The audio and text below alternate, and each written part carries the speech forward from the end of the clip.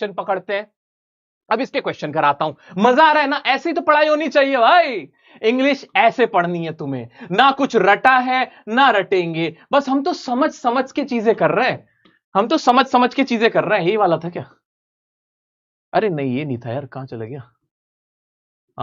ये ये नहीं, ये भी नहीं है, ये था। ओके, आ जाओ आ जाओ, अब जल्दी से इसके क्वेश्चन देखते हैं। इंग्लिश ना पहले जैसा नहीं रहा दोस्त, इंग्लिश का सब्जेक्ट ना बदल गया है, अब ना टिपिकल हो गया है। मैथ्स में स्कोर करना इजी है, फिजिक्स में स्कोर करना इजी है, हिस्ट्री में नंबर लाना आसान हो गया, इंग्लिश थोड़ा डिफिकल्ट हो गया। अगर ढंग से सीबीएसई वाले तुम लोगों की कॉपी चेक करने पे आ जाए ना, बच्चों के पास होने के लाले हो जाएंगे, सच में, बहुत ईमानदारी से कह रहा हूं मैं ये बात। अगर तुम्हें जरा भी डाउट हो ना, जरा क्वेश्चन की लैंग्वेज तो देखो, इतने मुश्किल डिफिकल्ट वर्ड डाल देते हैं। सरकारी स्कूल के बच्चे से तुम एक्सपेक्ट करते हो कि उसको इनग्रेन का मतलब पता होगा यार? ऐसी वो क्या, सरकारी स्कूल के बच्चों को तुम पढ़ा कुछ और रहे हो, क्वेश्चन बच्चों से क्या पूछते हैं, मेरे तो समझ नहीं आता है। मैं तो तुम्हारी आवाज हर जगह उठाता हूं, पता है। मैं अभी एनडीटीवी में गया हुआ था, मैंने तो वहां खुल के बोला तुम्हारे लोगों के बारे में।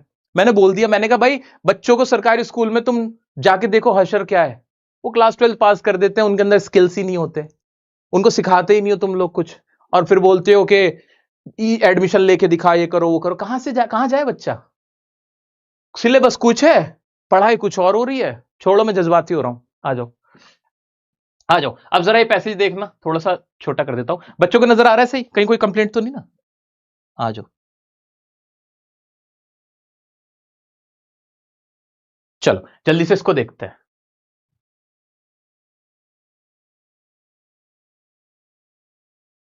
अब इसमें भी स्टैंजा दे रखा है, मुझे स्टैंजा पढ़ना ही नहीं, मैं तो डायरेक्ट क्वेश्चन देखता हूं और देखता हूं क्या मैं इसका आंसर कर पाऊंगा। विच of the following themes is best represented in the given extract? अब स्टैंजा देखना पड़ेगा क्योंकि उसकी थीम क्या है, पोएम की थीम नहीं, पोएम की थीम तो वही है, understanding yourself and introspection. But फिर भी स्टैंजा की थीम हम देख लेंगे। पहले जो उल्टे सीधे ऑप्शन है उसे हटाते हैं। Silence alleviate sadness of our life, अच्छा था। Life and death are part of our existence, life and death, इसमें तो ये वाली कोई बात ही नहीं कि हमारे एग्जिस्टेंस का पार्ट है। We must keep our life moving, हमें अपनी जिंदगी में आगे बढ़ते चले रहना चाहिए, ये भी कोई बात नहीं हुई थी। Life is stressful and monotonous, जिंदगी स्ट्रेस से भरी हुई है और मोनोटनस है ना, ये भी बात नहीं हुई थी। ऑप्शंस अच्छे थे, जो बात है अच्छा क्वेश्चन है, फंसाने वाला क्वेश्चन है, लेकिन हमारा माइंड क्लियर है कि इसके अंदर ऐसी कोई बात नहीं हुई थी। इसमें तो बात इंट्रोस्पेक्शन, अंडरस्टैंडिंग की हुई थी इस वाली पोएम में, और बात हुई थी कि कैसे साइलेंस रह के, ये साइलेंट रह के इनफैक्ट मैं अपनी सैडनेस को दूर कर सकता हूं, ये वाली बात हुई थी। तो ये इसका आंसर क्या, ये नहीं होना चाहिए silence alleviates sadness of our life, कि हमारी सैडनेस को खत्म कर देता है, हटा देता है, दूर कर देता है, हेल्प करता है। हाँ जी, इसका आंसर ये होना चाहिए। नेक्स्ट क्वेश्चन है, The poet feels that quiet productivity in place of all activities is desirable, कि poet कहता है कि quiet productivity in place of all activities, के बिल्कुल हर एक्टिविटी में जो quiet रहना है, ये वाली जो प्रैक्टिस है डिजायरेबल है। तो इसका आंसर क्या, ये ट्रू है या फॉल्स है? सब लोग एक बार इसका क्वेश्चन को ट्राई करके देखोगे? सब लोग एक बार कमेंट में इसका आंसर लिखना। वैसे तुमने तो आंसर देख ही लिया होगा।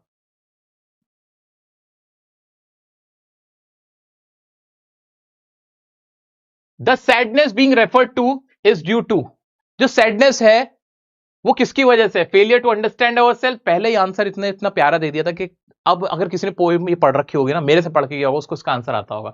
Failure to understand others, loss of peers in life, inability to achieve what we desire. नहीं नहीं, बिल्कुल पहली लाइन हमें देखते ही समझ में आ गया कि जो सैडनेस है वो क्यों है, क्योंकि हम खुद को समझ नहीं पाते। और वहां पे हमने लाइन पढ़ी नहीं थी कि फॉर वंस अगर एक बार हम खुद को समझ लें, अंडरस्टैंड करें, इंट्रोस्पेक्ट कर लेंगे, तो हमें जो हमारे अंदर की जो सैडनेस है, एंजाइटी है, प्रॉब्लम है, फियर ऑफ डेथ है, फियर ऑफ डेथ भी दूर हो जाता है once we understand our self. Correct और नॉट? आंसर अगर इसी तरह का कोई क्वेश्चन आ जाता, उसका आंसर भी तो ये दोगे कि फियर ऑफ डेथ कैसे दूर होगा? By introspection. मैं आगे बढ़ रहा हूं, बहुत ज्यादा टाइम लग गया इस पे। The poem has been written from the point of view an environmentalist, feminist, social activist या फिर लिंग्विस्ट। कोई एनवायरमेंट की बात हो रही है क्या इसमें? नहीं ना, फेमिनिस्ट औरतों की बात हो रही है। अब आगे ये देखो अपनी, फिर मैं बोल दूंगा, फिर मेरे मुंह से निकल जाएगा कुछ उल्टा सीधा, फिर ये उल्टी सीधी बात करने पे आ गया। नहीं भाई, ये सोशल एक्टिविस्ट है, सोशल सोशल बात हो रही है ना, ओवरऑल पूरी दुनिया की बात हो रही है। अच्छा, ये वाला क्वेश्चन भी चलो समझ ही लो। Based on the rhyme scheme, which of the following does not rhyme with the line one? कौन सा राइम नहीं कर रहा है? अब लाइन देखनी पड़ेगी। क्रूज्ड, कंप्लेंट, म्यूज्ड, ब्रूज्ड, देखो ना सब में ऊज्ड ऊज्ड की आवाज आ रही, कंप्लेंट में नहीं आ रही, तो राइम अलग हो गई। तो कंप्लेंट बताओ कैसा बच्चों वाला, 12th क्लास में इस लेवल का क्वेश्चन है, सोचो ना। कुछ तो क्वेश्चन इतने आसान डालेंगे बिल्कुल बच्चों वाले, कुछ ऐसे। Life is what it is about, the poet is talking about life. किसके बारे में टॉक कर रहा है कि भाई लाइफ में क्या फियर ऑफ डेथ है, ये प्रॉब्लम है, ये सारे इनएविटेबल हैं, ये इंप्लाइड हैं, ये वाली जो प्रॉब्लम्स हैं, पोएट इसकी बात करें कि जिंदगी जो है वो है सो है। What is Pablo Neruda complaints against fishermen? Fishermen क्या होता है, वो ब्लू व्हेल का शिकार करते हैं, दे हार्म या they take lives of blue whale, उसकी तो बात हो रही थी।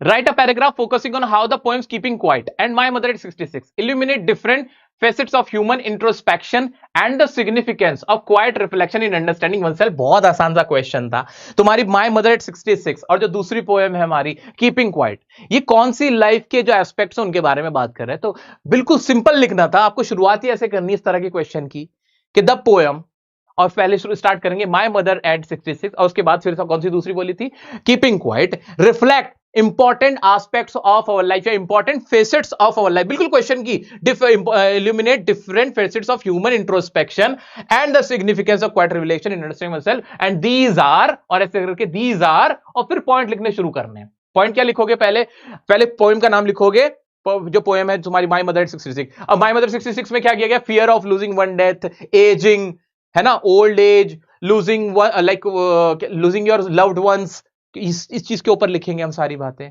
कि life and death is the harsh reality of, like death is the harsh reality of the life, के जो डेथ है, जो मौत है, वो एक सच्चा कड़वा सच है दुनिया का, वो सारी चीज आएंगी। और फिर बात होगी तुम्हारी कीपिंग क्वाइट की। कीपिंग क्वाइट के ऊपर क्या क्या पॉइंट लिखोगे कि keeping quiet, how can we understand and understanding yourself and introspection can help you to live a beautiful life.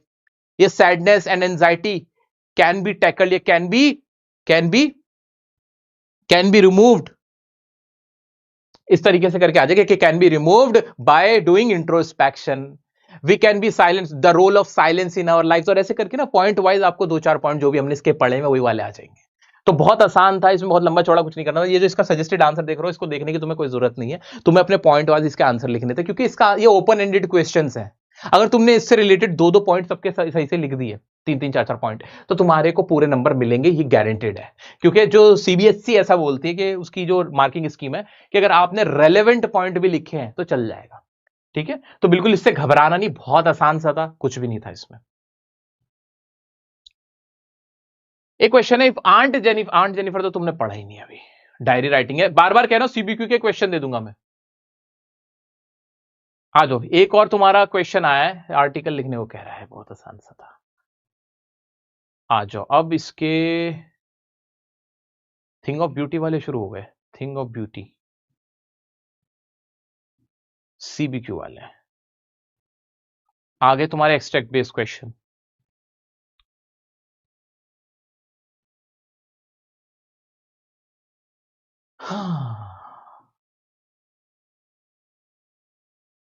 एक और क्वेश्चन है, significance of counting up to 12 is, 12 तक गिनने से क्या मतलब है। 12 तक ना घड़ी की जो सुइयां होती हैं वो 12 होती हैं, तो इसे किसको दिखा रहा है, क्लॉक को दिखा रहा है, टाइम को दिखा रहा है, याद रखना। जिसमें ये पोएम में बोल रहा है ना कि I will count up to 12, तो 12 क्या दिखा रहा है, घड़ी की सुइयों को दिखा रहा है, हो सकता है घड़ी की सुइयों को दिखा रखा है, तो ये इस चीज को ही डिनोट करेगा। तो अगर क्वेश्चन इससे रिलेटेड आ जाता है तो हम कहेंगे कि माइट बी, हो सकता है कि जो राइटर है यहाँ पे जो 12 का इस्तेमाल किया इसलिए किया ताकि वो आपको 12 महीने, साल या 12 जो घड़ियों की सुइयां होती हैं, तो साल या घड़ी को दिखाने के लिए, दिन को दिखाने के लिए इसका इस्तेमाल किया है। देखो 12 ही महीने होते हैं, 12 ही घंटे होते हैं, ऐसे 12-12, तो टाइम को दिखा रहा है।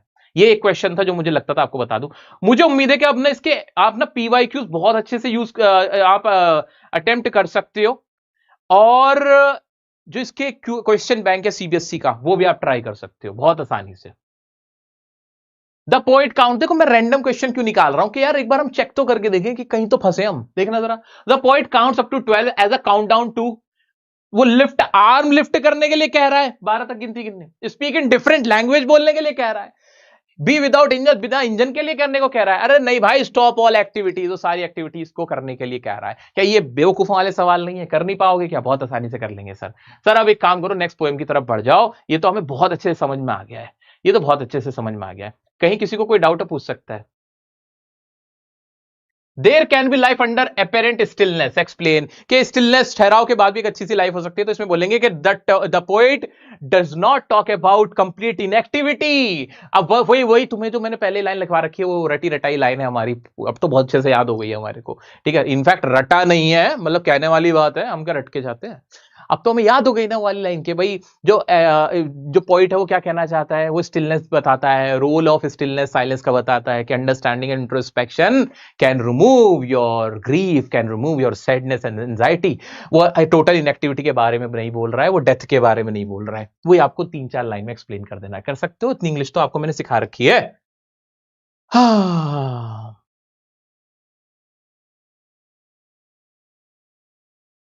what according to Pablo Neruda in the poem Keeping Quiet is the lesson that we should learn from Mother Earth?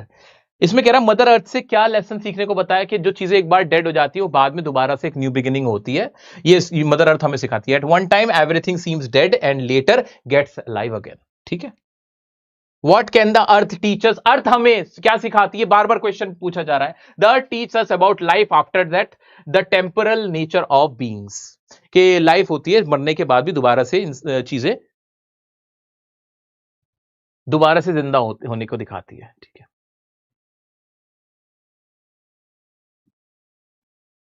चलो, give examples from keeping quiet to show that Neruda was peace loving. जरा इस question का answer बताना। Example देने keeping quiet से कि नरूडा जो थे पीस लविंग थे। क्या इसके ऑप्शन क्या हो सकते हैं, सोच के देखो ना, क्या हो सकते हैं इसके ऑप्शन। कि वो क्या कहते हैं, फिशरमैन वाला पॉइंट लिख देंगे, फिशरमैन वाला पॉइंट लिख देंगे, बहुत आसान था। फिशरमैन वाला लिख देंगे। नो वॉर्स, वॉर नहीं करने को कह रहे, ग्रीन वॉर को भी मना कर रहे हैं। ये सारे पॉइंट क्या है। Truck with no death, truck with no death की लाइन बोली थी इन्होंने। ये पॉइंट के ऊपर हम अगर इनको एक्सप्लेन कर दें, क्या पूरा आंसर नहीं बन जाएगा।